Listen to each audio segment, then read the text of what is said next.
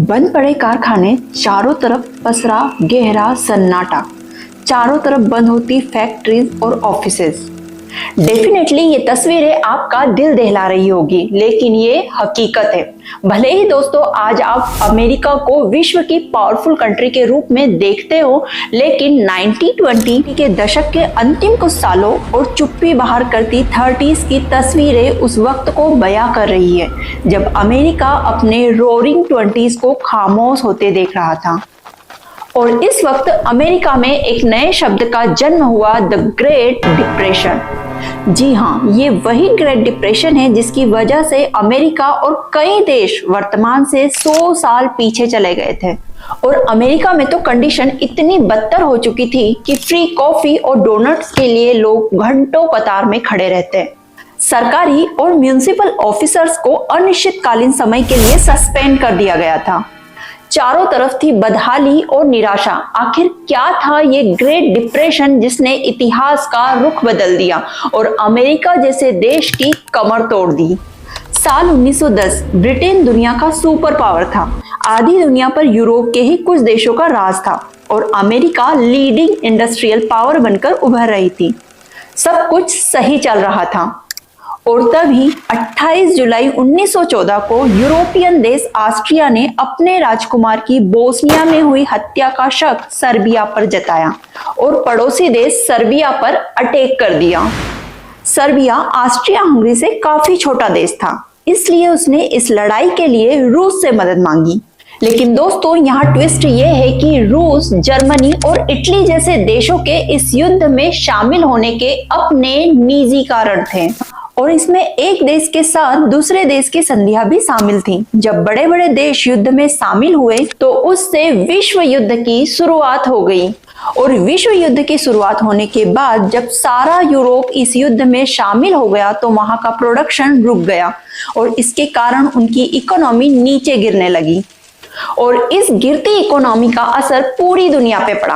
और दोस्तों न चाहते हुए भी यूरोप के गुलाम देशों को इस विश्व युद्ध में पार्टिसिपेट करना पड़ा, जिसका असर उन गुलाम देशों की इकोनॉमी पर भी पड़ा।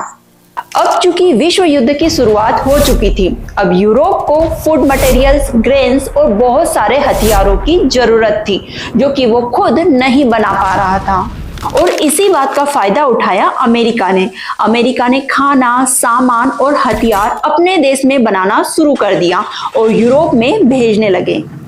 और इससे हुआ ये दोस्तों कि अमेरिका में नई नई फैक्ट्रीज खुलने लगी, लोगों को रोजगार मिलने लगा और इस वजह से अमेरिका की इकोनॉमी भी बढ़ने लगी।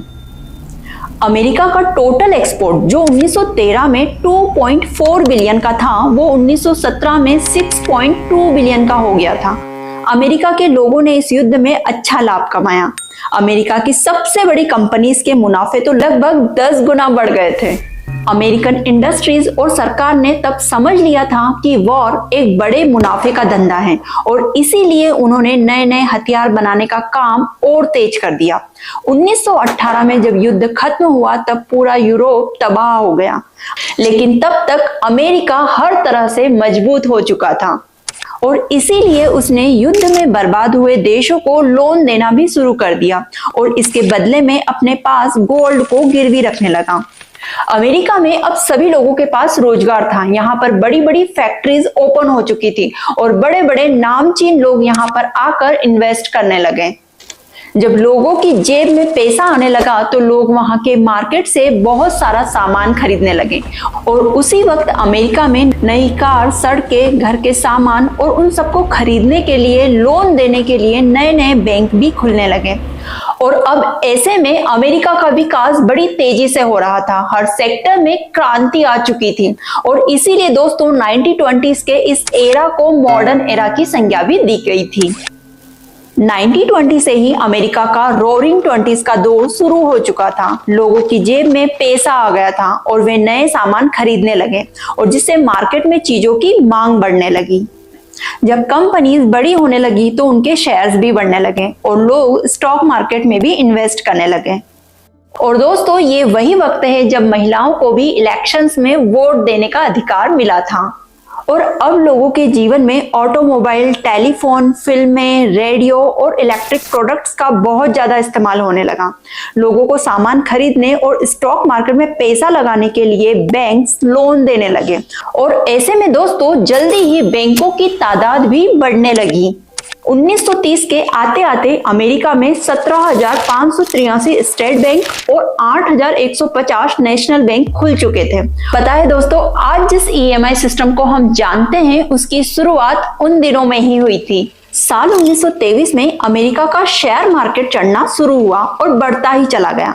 स्टॉक मार्केट हर साल पैसा डबल कर रहा था और ऐसे में लोग ज्यादा से ज्यादा अपना पैसा उसमें लगाने लगे और यहाँ तक कि लोग अपना घर गिरवी रखने लगे, बैंक और स्टॉक ब्रोकर से पैसा लेकर उसमें पैसा लगाने लगे थे। अब तक भी सब कुछ सही चल रहा था, मगर 24 अक्टूबर 1929 को एक दिन में ही मार्केट से लगभग 5 अरब डॉलर्स का सफाया हो गया, जिसका कारण था ओवर प्रोडक्शन। दोस्तों, अब मार्केट में चीजें तो बहुत ज्यादा थी लेकिन उसके बायर्स कम हो चुके थे और इसका सीधा इम्पैक्ट इन प्रोडक्शन कंपनीज के स्टॉक के बेनिफिट्स पर पड़ा। कंपनीज अब घाटे का रुख कर रही थी। अगले दिन भी मार्केट में गिरावट जारी रही और 29 अक्टूबर 1929 को न्यूयॉर्क स्टॉक एक्सचेंज में लगभग 14 अरब डॉलर्स का नुकसान हो गया और आंकड़ों के हिसाब से देखा जाए तो 93 ईयर पहले यानी 29 अक्टूबर 1929 को इस ग्रेट डिप्रेशन का जन्म हुआ और इस ग्रेट डिप्रेशन में अमेरिकी शेयर मार्केट में एक साथ करीब 1 करोड़ 60 लाख से भी ज्यादा शेयर्स अचानक बिक गए और अब अमेरिका में बदहाली आ गई और अचानक ग्रेट डिप्रेशन ये वर्ड काफी पॉपुलर होने लगा। अब जब लोगों के पास पैसा नहीं रहा तो वो कुछ भी खरीदने की हालत में नहीं थे और इसी का असर किसानों पर भी पड़ा। जब पहला विश्व युद्ध चल रहा था तो यूरोपियन कंट्रीज को अनाज की जरूरत थी। ऐसे वक्त पर अमेरिका के किसानों ने अपने प्रोडक्शन को बढ़ाने के लिए कई तरह के कदम उठाए, जैसे नई नई मशीनें लेना, जमीनें खरीदना और जमीन किराए पर लेना। And in this course of action किसानों का बहुत ज्यादा मुनाफा भी हुआ और वे लोग अमीर भी हुए। मगर जब युद्ध खत्म हुआ तो अनाज की मांग भी कम होने लगी, लेकिन किसानों ने प्रोडक्शन अब भी जारी रखा क्योंकि अब भी लोग उनसे कम कीमत में अनाज खरीद रहे थे और किसान अपना खर्चा निकालने के लिए ज्यादा से ज्यादा अनाज बेचना चाह रहे थे। 1929 आते आते लोगों की जेब में पैसा बिल्कुल ही खत्म होने लगा और ऐसे में किसान गरीबी से कैसे बच पाते? वे लोग भी सड़कों पर आ चुके थे।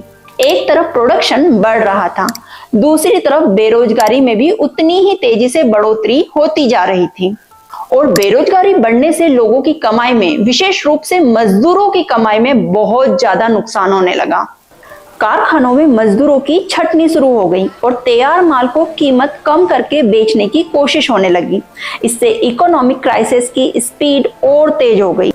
अमेरिका की सरकार ने जब ये सब कुछ देखा तो अपने किसानों और बिजनेस को बचाने के लिए उसने बाहरी देशों से आने वाले सामान पर इंपोर्ट ड्यूटी लगा दी, जिससे अमेरिका में ही बना सामान ज्यादा बिक सके।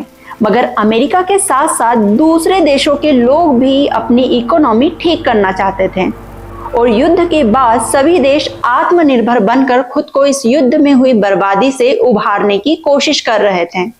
और अब अमेरिका को देखते हुए दूसरे देशों ने भी बाहरी देशों से आने वाले माल पर हायर टैक्स लगाए और विदेशों से आए सामान की मात्रा तय कर दी और हर जगह विदेशी चीजों की जगह स्वदेशी चीजों के इस्तेमाल पर जोर दिया जाने लगा और इमिग्रेशन कंट्रोल से संबंधित भी नए नए नियम और कानून लागू कर दिए गए।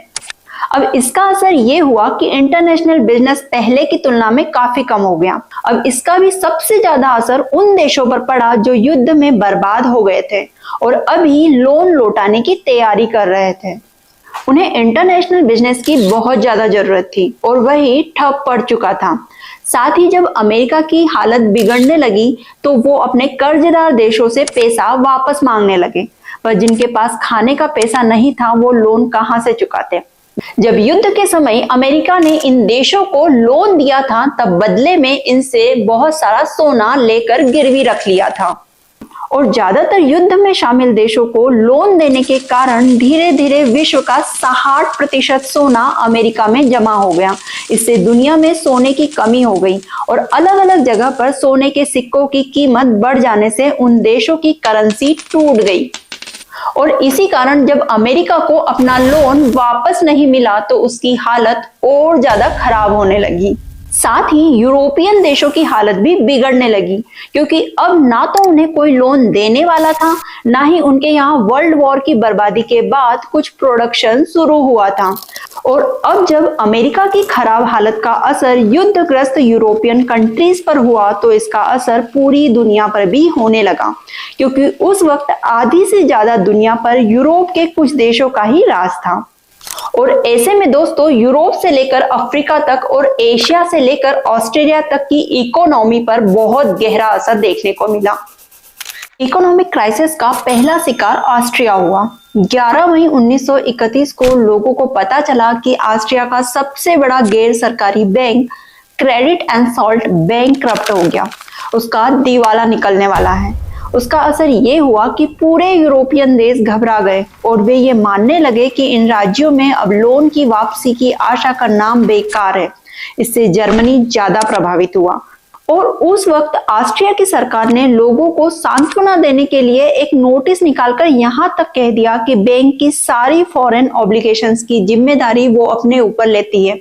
लेकिन इकोनॉमिकल क्राइसिस इतना बढ़ चुका था दोस्तों कि सरकार के आश्वासन के बाद भी स्थिति में सुधार नहीं हो पाया। जर्मनी में तो लोगों में इतना डर बैठ गया था कि केवल 3 सप्ताह में फॉरेन कैपिटलिस्ट ने जर्मन बैंक से 5 करोड़ पाउंड का अपना जमा लोन वापस निकाल लिया। इसका असर जर्मन बिजनेसमैन पर भी पड़ा और वे भी अपने देश के सबसे बड़े फाइनेंशियल इंस्टीट्यूशन डेमस्टेयर और नेशनल बैंक डेमस्टेयर से किसी न किसी बहाने से बड़ी तादाद में अपना पैसा निकालने लगे। और जब हालात ज्यादा बिगड़ने लगे तो बैंक को ही बंद कर देना पड़ा। इसके बाद सरकार ने स्थिति को देखते हुए रिच बैंक्स को अनिश्चित वक्त के लिए बंद कर दिया। बैंक्स के बंद होते ही मंदी और ज्यादा बढ़ गई और बैंक्स की हालत और ज्यादा खराब होने लगी और इसका सबसे ज्यादा असर हुआ मिडिल क्लास लोगों पर। महामंदी की वजह से जर्मनी में सबसे ज्यादा बेरोजगारी बढ़ी। 1929 में जर्मनी के लगभग 60 लाख लोगों की नौकरी चली गई। इस महामंदी का असर जर्मनी की पॉलिटिक्स पर भी पड़ा, जिसके चलते जर्मनी के सत्ताधारी लोगों की इमेज भी खराब हुई। तो नाजी पार्टी के नेता एडोल्फ हिटलर ने इसका फायदा उठाया और खुद को गवर्नमेंट घोषित कर दिया। जर्मनी में आए इकोनॉमिकल क्राइसिस के कारण ही नाजीवादी लोगों ने जर्मनी पर अपना शासन जमा लिया था। ऑस्ट्रिया और जर्मनी में बैंक्स के फेल हो जाने का प्रभाव ब्रिटेन पर भी पड़ा और वहां पर भी लोग बैंक ऑफ इंग्लैंड से अपना पैसा निकालने लगे, क्योंकि लोगों को अब बैंक्स पर विश्वास बिल्कुल भी नहीं था। जब जुलाई 1931 में बैंक ऑफ इंग्लैंड की स्थिति भी डामाडोल होने लगी, तब अगस्त में उसने अमेरिका और फ्रांसीसी बैंक से 5 करोड़ पाउंड का लोन लेकर खुद को बचाए रखा। मगर इससे भी ज्यादा फर्क नहीं पड़ा। लोगों का विश्वास उठ चुका था और इसलिए वो अपना पैसा बैंक ऑफ इंग्लैंड से लगातार निकालते ही रहे। इस इकोनॉमिकल क्राइसिस का मुकाबला करने के लिए प्रधानमंत्री मैकडोनाल्ड ने इस्तीफा दे दिया और अपोजिशन पार्टीज को अपने साथ लेकर एक नेशनल गवर्नमेंट बनाई। लेकिन लोगों का भरोसा वापस नहीं आया और 18 सितंबर 1931 के दिन 1 करोड़ 80 लाख पाउंड बैंक से वापस ले लिया गया। परेशान होकर ब्रिटिश सरकार ने जब अपनी करेंसी की वैल्यू गोल्ड स्टैंडर्ड्स के अनुसार मानने से मना किया तो पाउंड की वैल्यू 1/4 कम हो गई। इससे इंग्लैंड को तो फायदा हुआ, लेकिन दूसरे यूरोपीय देशों को ये उल्टा पड़ गया। वहां कीमतों में पहले ही गिरावट चल रही थी, इसके चलते इसके बाद और ज्यादा गिरावट आ गई। यूरोप के ज्यादातर स्टॉक एक्सचेंज बंद हो गए और कई और देशों ने भी गोल्ड स्टैंडर्ड को खत्म कर दिया। सिर्फ अमेरिका, फ्रांस, इटली जैसे कुछ देशों ने ही गोल्ड स्टैंडर्ड को बनाए रखा। अब पूरे यूरोप में पैसों की कमी होने के कारण फैक्ट्रीज और कारखाने बंद होने लगे और अब लोग बेरोजगार होने लगे थे। लेकिन लोग अपना पेट भरने के लिए अपनी प्रॉपर्टीज, अपना घर, अपनी कार और गाड़ियां बेचने लगे। अमेरिका में तो लोग अपना सब कुछ बेचकर अपनी कार्स में रहने लगे और जिनके पास कार नहीं थी वो झोपड़ियां बनाकर गुजारा करने लगे। और अमेरिका में जगह जगह ऐसी झोपड़ियां दिखने लगी और लोग इसे हूवर विले कहने लगे, क्योंकि उनका मानना था कि ये सब जो देश में हो रहा है और उनकी हालत खराब हुई, इस सब के जिम्मेदार प्रेसिडेंट हॉवर्ड हूवर ही है। अमेरिका की ज्यादातर जनता जब सड़कों पर आ चुकी थी तब लोगों के पास रहने और खाने की सुविधा नहीं थी। खाने की कमी के कारण उन्हें कई संस्थानों और सरकार के द्वारा दिए जाने वाले फ्री सूप और ब्रेड पर अपना गुजारा करना पड़ता था। इसी वक्त 1931 में अमेरिका के बहुत सारे राज्यों में कई बार रेत के तूफान भी आए, जिससे खेती लायक जमीन पर रेत जमा हो गई और थोड़ी बहुत जो खेती होती थी वो भी बंद हो गई। और नौबत यहाँ तक आ गई कि लोगों को रोज रोटी के लिए दर बदर भटकना पड़ा और लोग काम पाने के लिए अपने गांव और घरों को छोड़कर बाहर दूसरे देशों में जाने लगे। अमेरिका में मैन्युफैक्चरिंग में 45% और कंस्ट्रक्शन में 80% तक की भारी गिरावट आ गई। उसके कारण इकोनॉमी पूरी तरीके से हिल गई और अमेरिका में लगभग 1/4 लोगों को नौकरी से ही निकाल दिया गया। साल 1933 तक पूरे अमेरिका में बेरोजगारी की दर 25% से भी ज्यादा हो गई थी। रोरिंग 20s के दौर में अमेरिका के बैंक्स ने लोगों को बेहिसाब लोन दिया था। फिर ग्रेट डिप्रेशन के दौरान बैंक्स ने लोन वसूलने की कोशिश की, मगर लोग लोन चुकाने की हालत में नहीं थे और इसलिए 11,000 से भी ज्यादा बैंक्स को दिवालिया घोषित करना पड़ा। और इस महामंदी का असर पूरे 10 सालों तक रहा और पूरी दुनिया में भूखमरी और गरीबी अपने पैर पसार चुकी थी। यानी 1932 और 1933 तक दुनिया में महामंदी ने कहर ढाया था। ग्रेट डिप्रेशन जोरों पर था और सभी देश इस समस्या से निकलने के लिए पूरी कोशिश कर रहे थे। लेकिन दोस्तों, इन बिगड़ते हालातों में अमेरिका की हालत तो और भी ज्यादा खराब होती जा रही थी। जब 1933 में सब लोग मंदी से परेशान थे, लोगों ने सरकार के खिलाफ आंदोलन करना शुरू कर दिया। इसका असर ये हुआ कि जब 1933 में अमेरिका में इलेक्शन हुए तो नए प्रेसिडेंट बने फ्रैंकलिन डिलानो रूजवेल्ट और उन्होंने प्रेसिडेंट बनते ही अमेरिका को इस महामंदी से उभारने का काम शुरू कर दिया, जिसे न्यू डील प्रोग्राम कहा जाता है। इसमें उन्होंने बैंक मार्केट और शेयर मार्केट के लिए नए रूल्स बनाए, जैसे emergency banking bill, the Glass Steagall act, the farm credit act, national industry recovery act, the truth and security act. ऐसे कई जरूरी बिल पास करके उन्होंने भरोसा दिलाया कि अब लोग बिना डरे बैंक में और शेयर मार्केट में पैसा लगा सकते हैं, क्योंकि अब वो सुरक्षित हैं।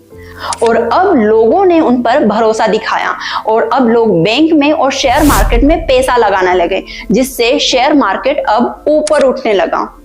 इसके अलावा अमेरिका को हर साल सूखे का सामना करना पड़ता था। इसके लिए प्रेसिडेंट ने जगह जगह पर पेड़ लगाने का अभियान शुरू करवाया, जिसमें कई लोगों को रोजगार भी मिला। अमेरिका की गाड़ी धीरे धीरे पटरी पर आने लगी, लेकिन अब बैंक शेयर मार्केट में इन्वेस्ट करने के लिए लोन नहीं देता था और बैंक जितने भी लोन्स देती सारे लीगल कागज चेक करके ही देने लगी। इससे बैंक को नुकसान होने का डर भी कम हो गया और उससे हुआ ये कि धीरे धीरे अमेरिका के हालात अब सुधरने लगे और 1937 आते आते बेरोजगारी दर भी 14.3% हो गई। और ये सब कुछ चल ही रहा था कि यूरोप में फिर से शुरुआत हुई दूसरे विश्व युद्ध की। और हुआ ये कि जब 1939 में दूसरा विश्व युद्ध हुआ तो यूरोप को जरूरत पड़ी हथियारों और दूसरे सामानों की, और उसी का फायदा उठाया अमेरिका ने। अमेरिका ने अपनी बंद पड़ी फैक्ट्रीज फिर से शुरू कर दी और नए नए आधुनिक हथियार बनाकर यूरोप को बेचना शुरू कर दिया। युद्ध के कारण विश्व में अनाज की कमी हुई और इसी का फायदा उठाया अमेरिका के किसानों ने। अमेरिका के किसानों की हालत भी फिर से सुधरने लगी। बाद में साल 1941 में अमेरिका भी इस युद्ध में शामिल हुआ। जब दूसरा विश्व युद्ध खत्म हुआ तब अमेरिका की हालत काफी मजबूत हो चुकी थी और उसके बाद अमेरिका ने कभी पीछे मुड़कर नहीं देखा। अमेरिका मजबूत हुआ तो दुनिया से भी महामंदी धीरे धीरे खत्म होने लगी, क्योंकि महामंदी की शुरुआत भी अमेरिका से ही हुई थी। ग्रेट डिप्रेशन ने सिर्फ दुनिया का नुकसान ही नहीं किया बल्कि दुनिया को बदल कर रख दिया। ग्रेट डिप्रेशन के चले जाने के बाद दुनिया में कई तरह के बदलाव भी आए। द सोवियत यूनियन एक कम्युनिस्ट देश था जिसकी वजह से उसने खुद को पूरी तरह से कैपिटलिस्ट सिस्टम से काटकर अलग कर दिया था। सभी कैपिटलिस्ट देशों ने भी उससे बिजनेस और संबंध खत्म कर दिया। इसका बहुत बड़ा फायदा मिला सोवियत यूनियन को, जिसके कारण वो ग्रेट डिप्रेशन के दौर से खुद को बचाने में कामयाब रहा था। और इस ग्रेट डिप्रेशन के चलते बड़े बड़े विपक्षी नेताओं ने सत्ता में बैठे नेताओं के बारे में ये कहना शुरू कर दिया कि आम लोगों की इस हालत के पूरी तरीके से जिम्मेदार उनके कैपिटलिस्ट नेता ही हैं। देखा जाए तो फासिज्म को बढ़ावा देने का काम इस महामंदी के दौर में ही किया गया था। कई सारे देशों के बड़े बड़े दिग्गज नेता उस समय सत्ता में थे, लेकिन इस महामंदी की वजह से सत्ता से उन्हें हटा दिया गया। जर्मनी में इस महामंदी की वजह से ही हिटलर ने सत्ता में बहुत अच्छी पकड़ बना ली थी। वहीं जापान में हिदेकी तोजो ने चीन में लीगल तरीके से घुसपैठ कर मंचूरिया में खदानों का विकास ये कहकर किया कि इससे ग्रेट डिप्रेशन में काफी हद तक राहत मिलेगी। इस महामंदी के चलते लोग भूखे प्यासे दर बदर भटकने लगे, जिसकी वजह से लोगों के दिलों में नफरत पैदा हो गई और धीरे धीरे ये नफरत सेकेंड वर्ल्ड वॉर के रूप में बदल गई थी। और दोस्तों, हालात तो यहाँ तक हो गए थे कि ग्रेट डिप्रेशन के कारण लोग एक दूसरे के दुश्मन बन चुके थे। धीरे धीरे महामंदी के चलते जब सेकेंड वर्ल्ड वॉर की घोषणा हुई तब कई सारे देशों जैसे अमेरिका ने अपनी इकोनॉमी को मजबूत करने का सबसे अच्छा तरीका हथियार बनाना चुना। उन्होंने ऐसे ऐसे हथियार बनाए जिससे बहुत सारे देशों में हिंसा, सेना बल और ताकत को बढ़ावा मिला। इसी हथियार बनाने की टेक्निक के कारण अमेरिका के कई सारे लोगों को नौकरियां फिर से मिल गई और वहां के डोमेस्टिक प्रोडक्शन में बहुत बड़ा बदलाव आया। उसी के चलते अमेरिका महामंदी के दौर से बाहर निकलने में कामयाब रहा और अमेरिका को देखते हुए कई देशों ने इसी रास्ते से भारी मुनाफा कमाना शुरू कर दिया।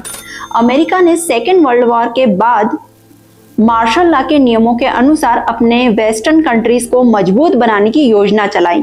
वर्ल्ड वार से बर्बाद हुए देशों को रिकंस्ट्रक्टेड करने के लिए अमेरिका ने अपना बहुत बड़ा योगदान दिया, लेकिन यहाँ पर उनका असली मकसद कम्युनिज्म को पूरी तरीके से रोकना था और कैपिटलिस्ट सिस्टम को आगे बढ़ावा देना था। और इसके लिए अमेरिका ने यूरोपीय देशों को उस समय 17 अरब डॉलर की मदद की थी। और इसके बाद अमेरिका की ताकत धीरे धीरे बढ़ती ही चली गई और अब उसे रोक पाना बिल्कुल मुश्किल था। इस महामंदी का असर भारत पर भी पड़ा। हालांकि उस वक्त भारत ब्रिटिश राज में था। भारत की ज्यादातर जनसंख्या खेती पर निर्भर थी, इसीलिए यहाँ कच्चे माल का प्रोडक्शन काफी बड़ी मात्रा में होता था। महामंदी से पहले भारत में एग्रीकल्चर प्रोडक्ट्स एक्सपोर्ट और तैयार मालों को इंपोर्ट शुरू कर दिया गया था। महामंदी के दौर में जब इंटरनेशनल मार्केट्स में प्रोडक्ट्स की कीमतें कम होने लगी तो यहाँ की फसलों के दाम भी बहुत कम हो गए थे। इसका असर ये हुआ कि साल 1928 से साल 1934 के बीच भारत में गेहूं की कीमत 50% तक कम हो गई और इंपोर्ट एक्सपोर्ट घटकर लगभग आधा रह गया। इस दौरान किसानों और बिजनेसमैन पर दोहरी मार पड़ी। अनाज की कीमतों के निचले स्तर पर चले जाने से उनकी इनकम तो कम हुई, साथ में ब्रिटिश सरकार की तरफ से लगान वसूली में भी कोई छूट नहीं दी गई। और भारत में सबसे ज्यादा हालत खराब तो उन लोगों की हुई जो वर्ल्ड मार्केट के लिए सामान बनाते और बेचते थे। जब उनके पास अपना बिजनेस ही नहीं रहा तो वे क्या करते। और इतना ही नहीं, जब भारत में एक्सपोर्ट घट गया तो जूट और पटसन जैसी कैश क्रॉप में भी 60% से 70% तक की कमी आ गई थी। और दोस्तों, इससे हुआ ये कि बंगाल के वे खेतीहर मजदूर जिन्होंने जूट और पटसन की खेती इस उम्मीद में की थी कि वे लाभ कमाएंगे, फायदा कमाएंगे, वे कर्ज के बोझ तले दब गए, क्योंकि अब उन्हें किसी भी तरीके का लाभ मिलने वाला नहीं था और अब उन्हें एक निताह गरीबी का सामना करना था, क्योंकि उनके पास पैसा बिल्कुल भी नहीं था। कमाई का कोई साधन न होने के कारण धीरे धीरे उनकी सारी बचत ही खत्म हो गई। उसी दौरान किसानों और खेतीहर मजदूरों के साथ साथ दिहाड़ी कामगारों के सामने भी खाने के लाले पड़ गए थे। उनके पास 2 वक्त की रोटी के लिए पैसा नहीं था। ऐसे में उन्होंने अपने खर्चे चलाने के लिए घर के गहने जेवर मार्केट में बेचना शुरू कर दिया। मार्केट में भारी मात्रा में सोना पहुंचने लगा और ब्रिटिश सरकार ने लोगों की इस मजबूरी का पूरा फायदा उठाया। उन्होंने भारत से गोल्ड और अदर प्रीसियस मेटल्स का एक्सपोर्ट शुरू कर दिया, जिससे ब्रिटेन की इकोनॉमी तो सुधर गई, लेकिन भारतीय किसानों की स्थिति में कोई बदलाव नहीं हुआ। साल 1931 में ग्रेट डिप्रेशन अपने चरम पर थी और भारत के लोग ब्रिटिश शासन होने के कारण बेवजह उससे जूझ रहे थे। लेकिन दोस्तों, ऐसा नहीं था कि भारत में सभी लोगों पर इस महामंदी का असर एक जैसा था। भारत के शहरों में रहने वाले फिक्स्ड सैलरी कर्मचारी और उन जमींदारों की कमाई फिक्स थी। उन पर इस महामंदी का ज्यादा असर नहीं दिखा, क्योंकि कमाई का एक साधन होने के कारण उन्हें दूसरे लोगों की तरह हालात का सामना नहीं करना पड़ा। तो दोस्तों, 1929 से 1939 तक ये महामंदी का दौर निरंतर चलता रहा। 10 सालों तक चलने वाली ये महामंदी अब तक की विश्व की सबसे लंबी चलने वाली महामंदी थी, the great depression. I hope दोस्तों आपको ये वीडियो काफी नॉलेजेबल और अच्छा लगा होगा। अगर वीडियो अच्छा लगा तो वीडियो को लाइक कीजिए और चैनल को सब्सक्राइब कीजिए। धन्यवाद।